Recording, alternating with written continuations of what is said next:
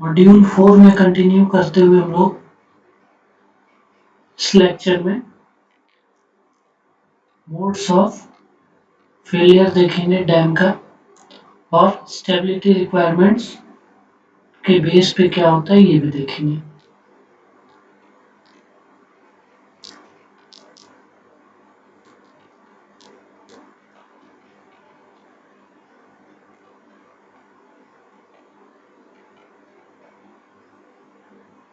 Basically dam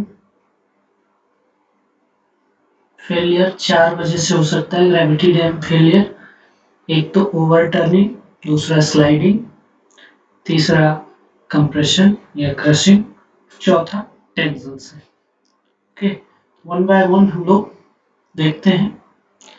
सबसे पहले बात करें ओवरटर्निंग की।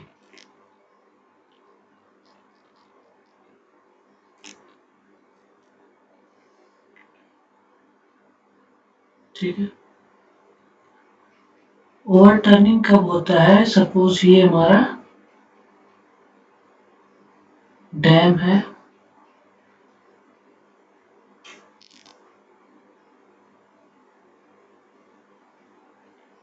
बेस इस तरह हमारा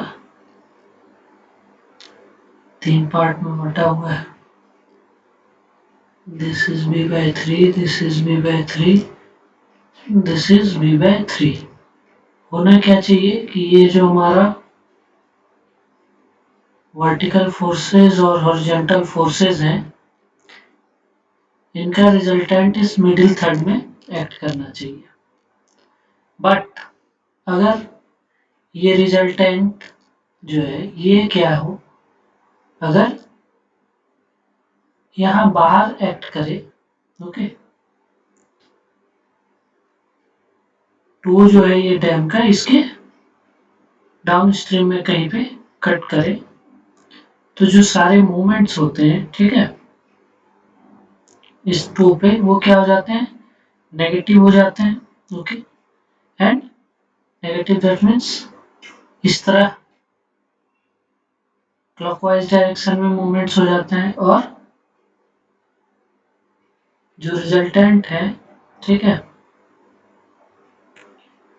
वो उस मूवमेंट को जनरेट करता है, और उसके कारण वो डैम क्या होता है? ओवरटर्न हो सकता है। तो अगर ये रिजल्टेंट जो है, ठीक है, ये अगर डैम बॉडी के अंदर ही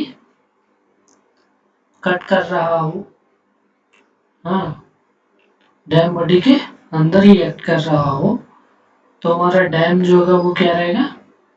ओवरटर्निंग में सेफ रहेगा। ओके, तो स्टेबिलिटी के लिए डैम को क्या होना चाहिए? सेफ अगेंस्ट ओवरटर्निंग होना चाहिए। ठीक, तो इसके लिए फैक्टर ऑफ सेफ्टी क्या है?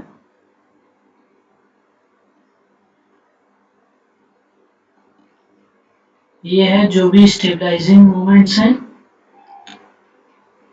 उसका, और ओवरटर्निंग मोमेंट्स का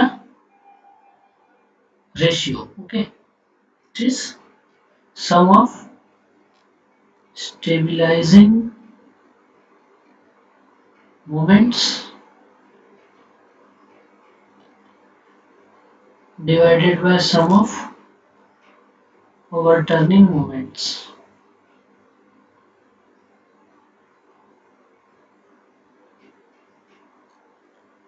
तो इसका नोटेशन समेशन mr, इसको राइटिंग मोमेंट भी कहते हैं, and divided by sum of m0।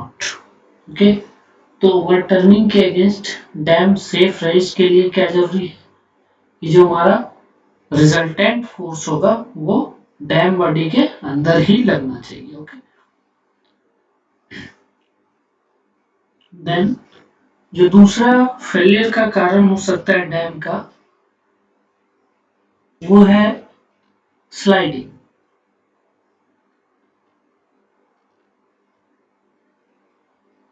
Okay, तो डैम जो है वो कहीं भी स्लाइडिंग में फेल कर सकता है।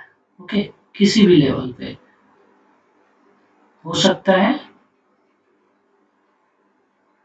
कि वो बेस पे स्लाइड कर जाए, यहीं से स्लाइड कर जाए, या किसी और इस लेवल पे जाके स्लाइड कर जाए। ओके, ये क्यों होता है? तो जो हॉरिजॉन्टल फोर्सेस हैं, ठीक है, वो अगर रेजिस्टेंस जो अवेलेबल रेजिस्टेंस है उससे ज़्यादा हो जाए, तो जिस लेवल पे भी ज़्यादा होगा उस लेवल पे स्लाइडिंग हो जाएगा। सपोज कि अगर यहीं पे हो गया, यहीं पे हमारा जो हॉरिजॉन्टल फोर्सेस है यहाँ पे सब उसका समेशन जो भी यहाँ पे हमारा रेजिस्टेंस है, ठीक, उससे ज़्यादा हो जाता है तो क्या होगा, यहीं पे डैम यहीं से स्लाइड कर जाएगा, या इस लेवल पे, सपोज इस लेवल पे आके वैसा हो रहा है तो डैम यहाँ से स्लाइड कर जाएगा, यानी ये पार्ट रह जाएगा और ये पार्ट अलग हो जाएगा। ओके, तो अगर शियर स्ट्रेंथ जो है, ठीक है, शियर स्ट्रेंथ प्रॉपर्टी जो है इसको अगर कंसीडर नहीं किया जाता है तो जो फैक्टर ऑफ सेफ्टी होता है इस केस में वो कहलाता है factor of safety against sliding. Okay, और स्लाइडिंग फैक्टर करके एक टर्म होता है। Okay, sliding factor,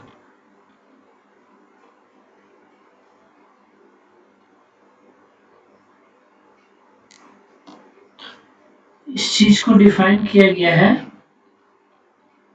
sliding factor equal to tan theta is equal to जो भी हॉरिजॉन्टल फोर्सेस हैं डिवाइडेड बाय वर्टिकल फोर्सेस का अलजेब्रिक सम। ओके, और ये जो स्लाइडिंग फैक्टर है, ठीक, ये क्या होता है, हमारा जो फैक्टर ऑफ सेफ्टी है इसको डिफाइन करने में काम आता है।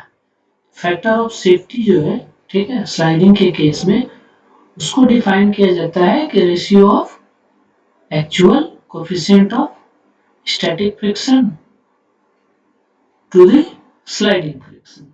ओके, तो actual coefficient of static friction क्या होता है, म्यू। ओके, एंड जो स्लाइडिंग फ्रिक्शन है वो क्या होता है, ये स्लाइडिंग फैक्टर के ही इक्वल होता है। okay? स्लाइडिंग फैक्टर क्या होता है, ये होता है मिनिमम कोफिशिएंट ऑफ फ्रिक्शन, ठीक है, minimum coefficient of friction required to avoid sliding. इसको अगर हम लिखें तो this is minimum coefficient of friction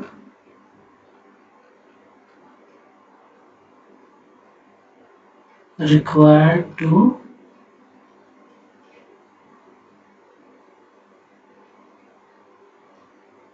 prevent sliding. Okay, तो ये होता है स्लाइडिंग फैक्टर, एंड इसके बेस पे जो factor of safety against sliding है उसको डिफाइन किया जाता है। Factor of safety against sliding,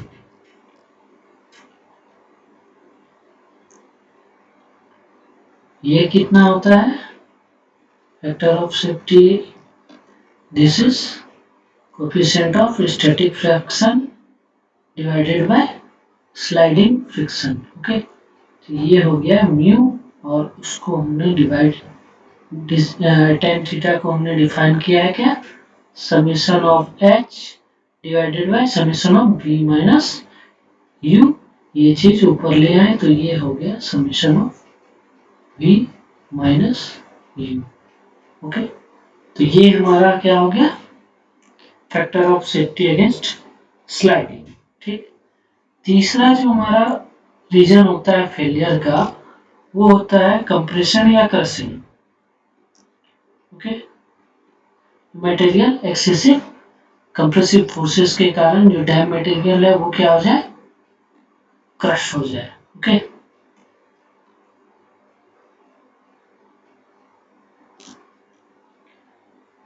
तो सपोज ये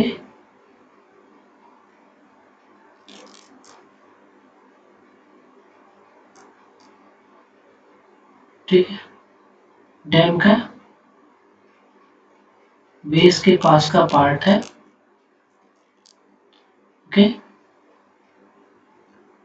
तो फोर्स यहाँ vertical and horizontal and there is one resultant। ठीक,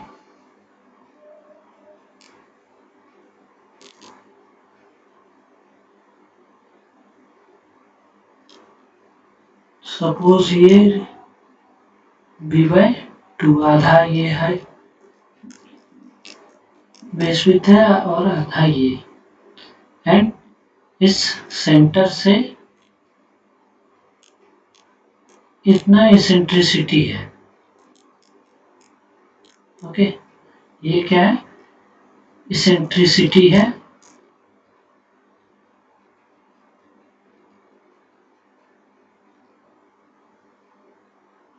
ठीक है, रिजल्टेंट फोर्स का।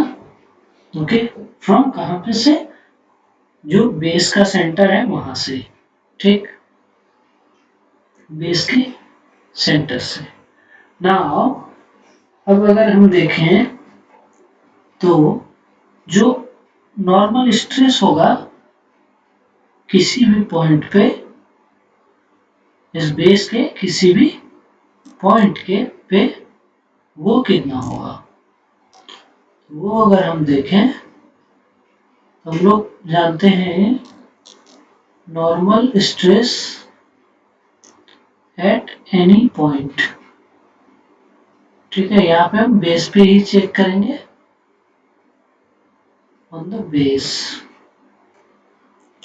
तो नॉर्मल स्ट्रेस क्या होता है, डायरेक्ट स्ट्रेस और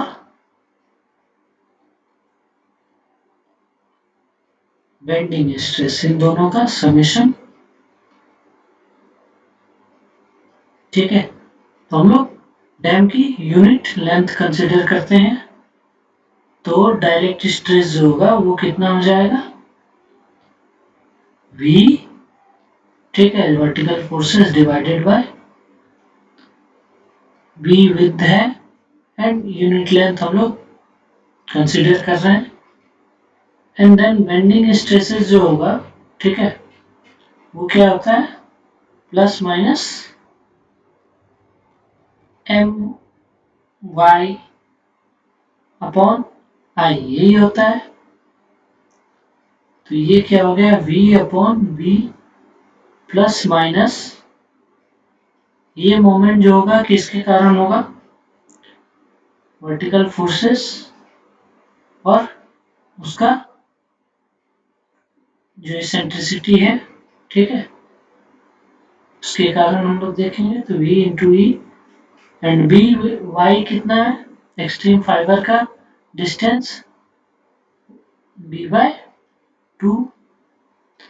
आई क्या होगा, हम लोग ये जो कंसीडर कर रहे हैं बेस को, तो बेस हमारा इस तरह बी विथ का, एंड हम लोग पेपर के परपेंडिकुलर डायरेक्शन में, ठीक है, पेपर के परपेंडिकुलर डायरेक्शन में, ओके, यूनिट विथ कंसीडर कर रहे हैं।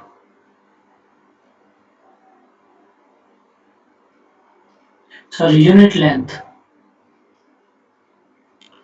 तो ये क्या हो जाएगा, 1/12 इंटू 1 इंटू बी क्यू। सो इसको अगर हम और सिंप्लीफाई करें तो B/B plus minus B/2, B and B cancel, 2 and 2 divided by 12 divided by 2, it will be 6। so ये सॉल्व करके हमारा होगा 6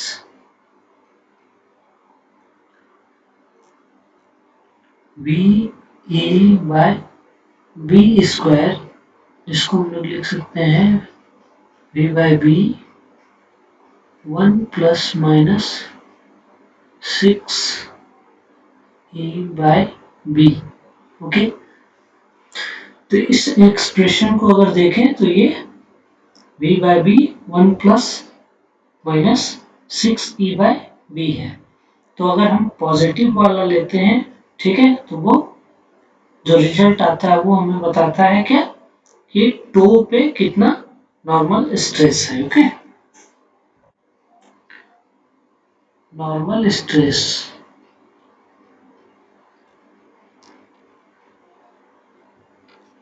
एट टो अगर हम देखें तो वो कितना v by B 1 + 6 E by B, ठीक है, and at heel v by B 1 − 6 E by B. Okay,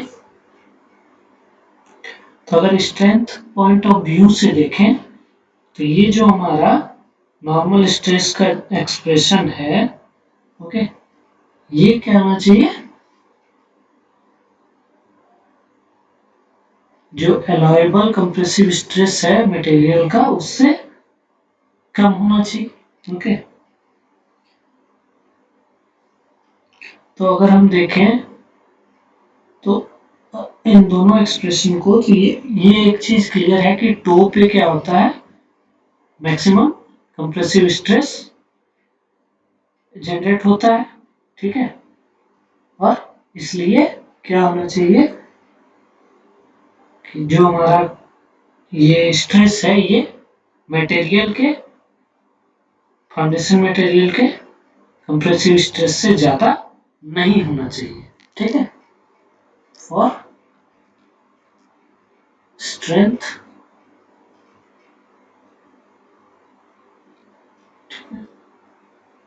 v by B 1 + 6 e by b, this should not be greater than,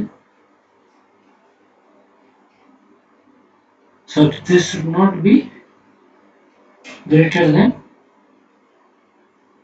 f। Okay,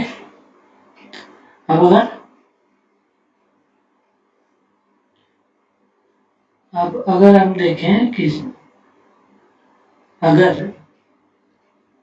जो eccentricity E है ये equal to क्या हो, b bye 6 हो, तो P जो to पे होगा वो कितना हो जाएगा, v बाय बी 1 + 6 ई की जगह b बाय 6, तो ये पार्ट क्या हो जाएगा 1 1 + 1 2। ओके, एंड कॉरस्पॉन्डिंग अगर हम देखें स्ट्रेस हील पे उस टाइम तो कितना होगा 0। ओके, तो इस केस में जो स्ट्रेस डिस्ट्रीब्यूशन होगा बॉटम में वो कैसा होगा, हील पे 0 एंड टो पे 2v बाय बी, ये हो जाएगा stress distribution.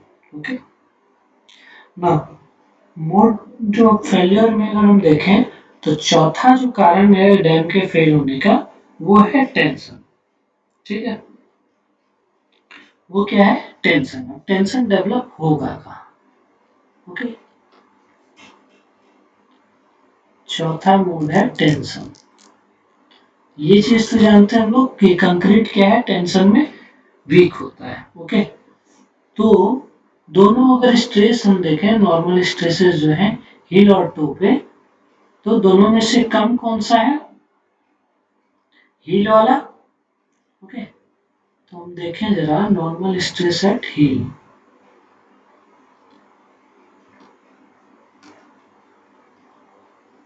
P N heel, this is equal to v by B 1 − 6 e by B. Okay, अब अगर E की वैल्यू b/6 से बड़ी होगी, ठीक है, तो ये जो P जो होगा हमारा नॉर्मल स्ट्रेस Pn, ये क्या हो जाएगा, टेंसाइल हो जाएगा। ओके, और हम लोग जानते हैं कि कंक्रीट जो है, ठीक है, वो क्या होता है, टेंशन में वीक होता है। इसलिए इन केस ऑफ डैम क्या होता है कि डैम के किसी भी पॉइंट पे, ठीक है, टेंशन जनरेट होने की परमिशन नहीं दी जाती। ओके, टेंशन पर नहीं, वहां नहीं होने दिया जाता है, ठीक है। तो अगर कोई टेंशन डेवलप नहीं होना है डैम में, तो इसका क्या मतलब है कि जो ई होगा हमारा इसेंट्रिसिटी, वो क्या होना चाहिए, b/6 से कम होना चाहिए। ओके, दैट मीन्स ये नॉर्मल स्ट्रेस है, नॉर्मल स्ट्रेस एट हील, ये वैल्यू क्या होनी चाहिए, पॉजिटिव होनी चाहिए। ओके,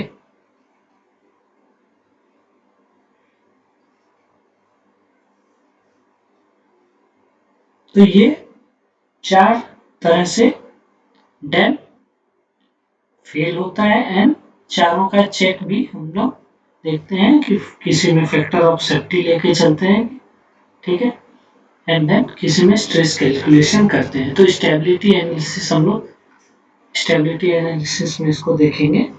ओके, नेक्स्ट हम लोग मूव करें, अगर टेंशन की बात करें हम लोग, तो टेंशन क्रैक का डैम के फेलियर में बहुत ही बड़ा रोल होता है, ठीक है। क्या होता है, हम देखें, fact of tension cracks.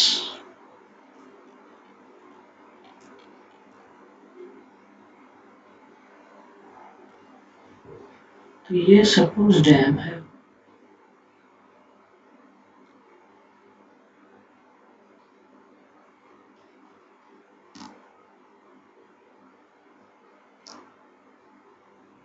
Okay. तो अगर इसमें सपोज यहाँ तक पानी है, तो इसका जो अपलिफ्ट डायग्राम बनेगा वो कैसा बनेगा, कुछ इस तरह का बनेगा।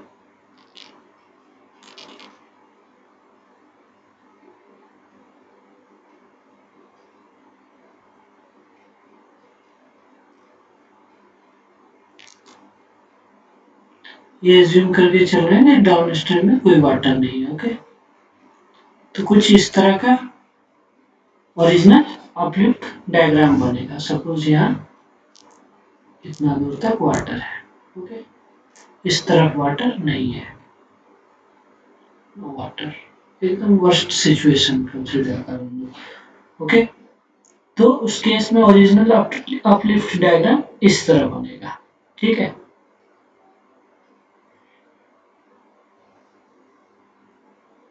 तो चूंकि क्या है कि कंक्रीट क्या है, टेंशन रेजिस्ट नहीं कर पाता है, इसलिए क्या होता है कि जो हील है वहां पे क्रैक डेवलप होना शुरू हो जाता है। क्रैक जो है यहाँ पे इस तरह बिल्कुल डैम के इस बॉडी की डायरेक्शन में, इस डायरेक्शन में डेवलप होना शुरू हो जाता है, इस डायरेक्शन में। इसको हम लोग टेंशन क्रैक कहते हैं।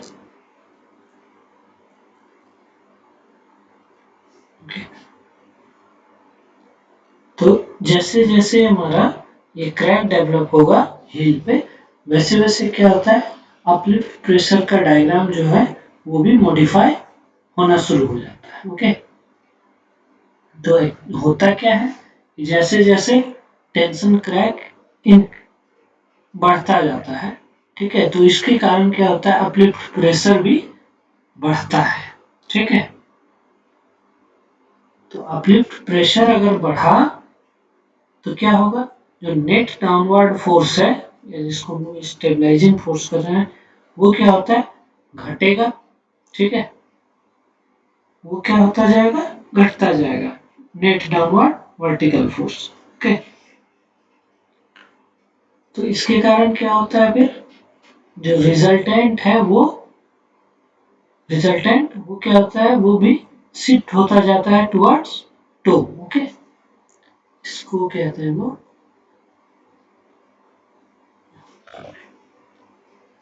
इसको कहते हैं वो हील, ये साइड हो गया टो। ओके, तो रिजल्टेंट फोर्स क्या होता है, टो की तरफ शिफ्ट होना शुरू हो जाता है।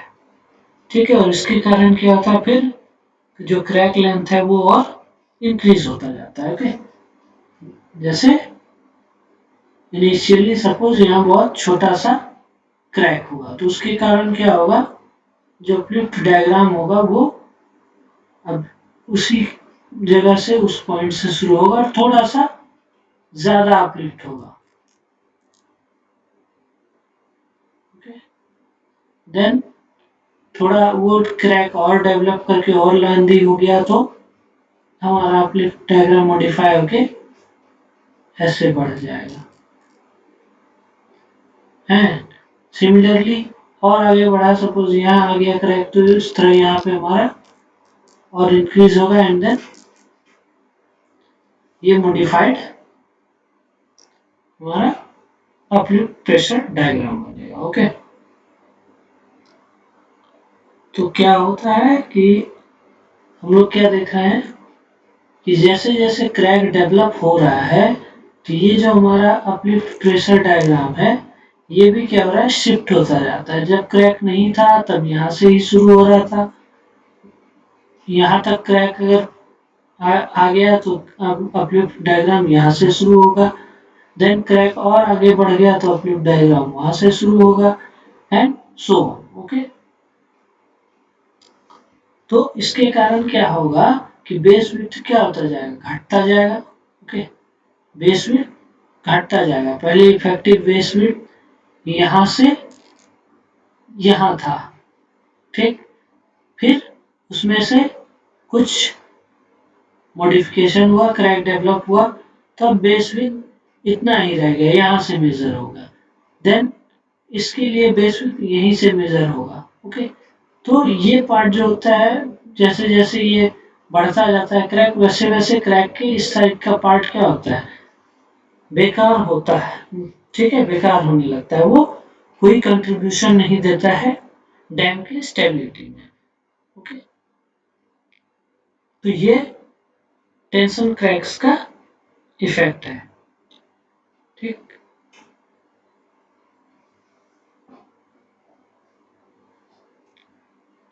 टेंशन क्रैक बढ़ने से क्या होता है, बेस विड्थ भी घटता चला जाता है। ओके, और बेस विड्थ जब घटता चला जाएगा तो उस टाइम क्या होता है, कंप्रेसिव स्ट्रेस बढ़ता चला जाता है टो पे।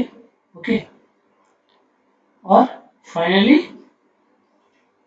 टो पे जब कंप्रेशन एक लिमिट पार कर जाता है तो जो डैम है वो फेल कर जाता है। ओके, तो ये था कुछ effect of tension cracks. Okay,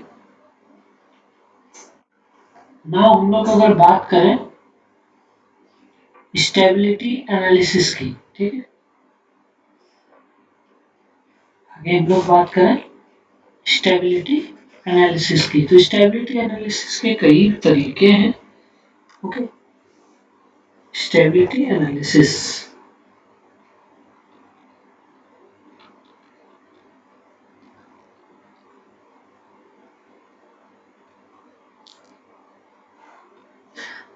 stability analysis के लिए ग्रेविटी मेथड है, ठीक है, जिसके अंदर ग्राफिकल और एनालिटिकल मेथड आता है, फिर ट्रायल लोड ट्विस्ट मेथड आता है, स्लैब एनालॉजी मेथड है, लैटिस एनालॉजी मेथड है एंड एक्सपेरिमेंटल मेथड्स है, जो कि डायरेक्ट इनडायरेक्ट हो सकते हैं। तो बेसिकली 5 तरह के मेथड होते हैं स्टेबिलिटी एनालिसिस के। ओके, जिसमें एनालिटिकल मेथड जो है ग्रेविटी मेथड का, वो बहुत ज्यादा यूज होता है। Okay, because of its simplicity. ठीक, एक बार सारे मेथड्स के नाम लिखे हम लोग। मेथड्स, तो पहला gravity method,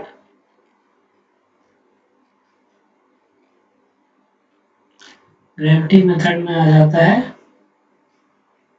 graphical method,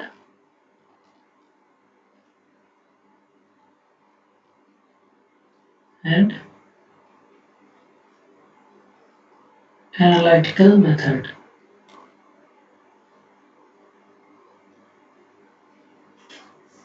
okay, फिर नेक्स्ट होता है trial load method. Trial load twist method. तीसरा होता है स्लैब एनालॉजी मेथड।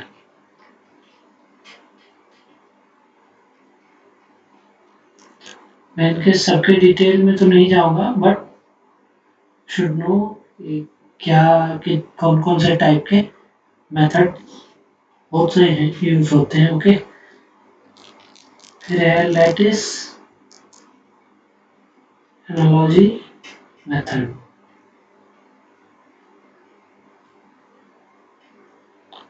और लास्ट है एक्सपेरिमेंटल मेथड्स।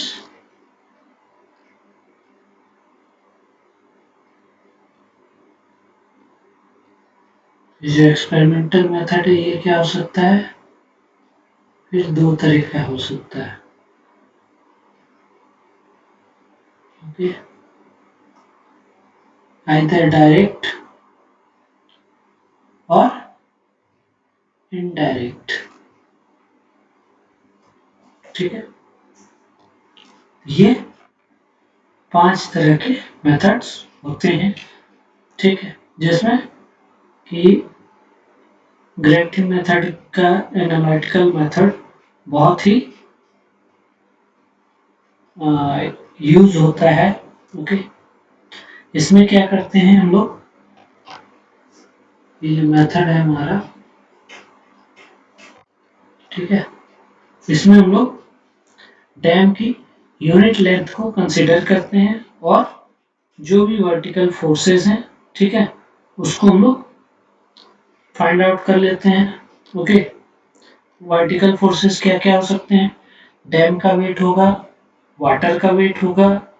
ओके, जो इंक्लाइंड फेसेस हैं उस पे वाटर का वेट हो जाएगा, अपलिफ्ट हो जाएगा, और इनर्शिया फोर्सेस जो है वर्टिकल एक्सेलरेशन के कारण, ओके, अर्थक्वेक के कारण, तो ये वर्टिकल फोर्सेस होते हैं, इनका हम लोग अलजेब्रिक सम निकाल लेते हैं। फिर जो भी हॉरिजॉन्टल फोर्सेस हैं उनका सम निकाला जाता है। ठीक है, सारे हॉरिजॉन्टल फोर्सेस का। इसके बाद उन फोर्सेस के बेस पे जो वो टर्निंग मोमेंट्स हैं वो फाइंड आउट किया जाता है, और जो राइटिंग मोमेंट्स है या स्टेबिलिटी मोमेंट्स है उसको फाइंड आउट किया जाता है टो के अक्रॉस। ठीक है, और जो सारे मूवमेंट्स कैलकुलेट होते हैं उनका फिर अलजेब्रिक सम फाइंड आउट कर लिया जाता है। तो जब मूवमेंट्स का अलजेब्रिक सम फाइंड आउट हो जाता है, ओके, तो उसका यूज करके, और जो वर्टिकल फोर्सेस हैं उसके समेशन का यूज करके लोकेशन फाइंड आउट किया जा सकता है रिजल्टेंट फोर्स का। ओके, रिजल्टेंट किस जगह पे एक्ट कर रहा होगा। ठीक है, फिर इसेंट्रिसिटी फाइंड आउट की जाती है। ठीक है, इसेंट्रिसिटी जब फाइंड आउट हो जाता है तो उसके बेस पे फिर नॉर्मल स्ट्रेसेस फाइंड आउट किए जाते हैं। ओके, तो जब नॉर्मल स्ट्रेस भी फाइंड आउट हो गया तो क्या होता है, फिर उसका यूज करके प्रिंसिपल और शियर स्ट्रेस टो और हिल पे फाइंड आउट किया जाता है। Okay, and then overturning के लिए जो फैक्टर ऑफ सेफ्टी होगा वो फाइंड आउट किया जाता है, जो कि हम लोग देखे थे, factor of safety summation of righting moments या overturning righting moments divided by summation of overturning moments. Okay, and then sliding factor of safety against sliding हम लोग फाइंड आउट कर सकते हैं। ओके,